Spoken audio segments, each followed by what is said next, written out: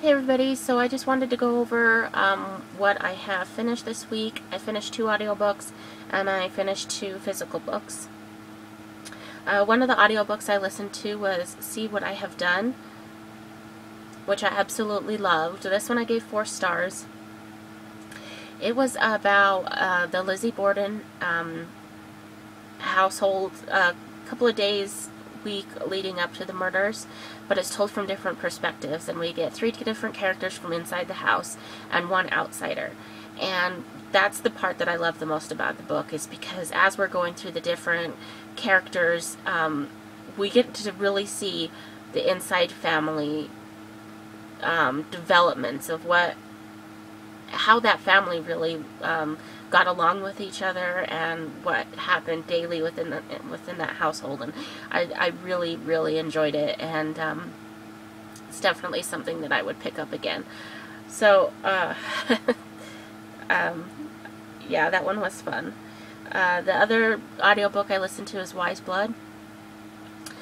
This one was one that I actually had to go online and listen to some college lectures and read some spark notes about, just because I wanted to see if I was getting the most out of the story and understanding it completely. I really didn't like the audio because I felt that the narrators' voices all sounded similar, so I wasn't a big fan of that. And it's about Hazel, who's 22 years old, and he's coming home, I think 1950s Georgia, I think, and he's coming home to search for a place to rest his head, but also a spiritual home to just find what it is he believes and ask questions about life in general. And I really liked the side characters in this book more than I liked Hazel, but I feel like the ending really packs a punch and gets you thinking about stuff. So that was an interesting read, mostly because of what it makes you think about in the end.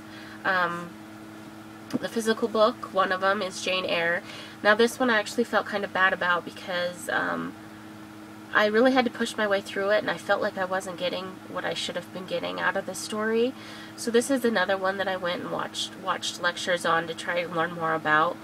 And afterwards, I actually feel like I need to reread this book, because there were things that I probably missed because I was so focused on not liking the characters. I just really didn't like Mr. Rochester, and I thought Jane Eyre was awfully naive. But of course, she was. So I was just really upset with her for like falling in love with the first man that she meets outside of teaching at the school. So I don't know, I guess I just had my own dislikes, but now that my mind has been opened a little bit regarding the time it was written in, and a little bit more about the author and the themes and stuff throughout the story, that's one I definitely want to read again. I do, and I'm looking forward to reading it again. The other book that I read was The Collector. Now this one I loved and hated, because I had a hard time with Miranda because I just really didn't like her. But after I finished the whole story, it's told from 2 different perspectives. You have the kidnapper's perspective and the kidnappee, Miranda and Frederick. And with her parts, I just really didn't like her. I didn't like her personality, and she seemed exactly as Frederick describes her in the story. But with his parts, you also feel kind of bad about it, but his actually kind of like makes sense about the type of personality that he is, and how he's the collector, and he likes to, you know, catch like butterflies, catch the beautiful things, and then look at them and watch them and keep them. So I guess I kind of understood his parts of the story a little bit more, because it just kind of logically made sense to me. But when I actually had a couple of days after I finished it and thought about it, her parts actually make sense too. So this is one that I will probably read again as well. Now that I finished it, I can look at it in a different perspective.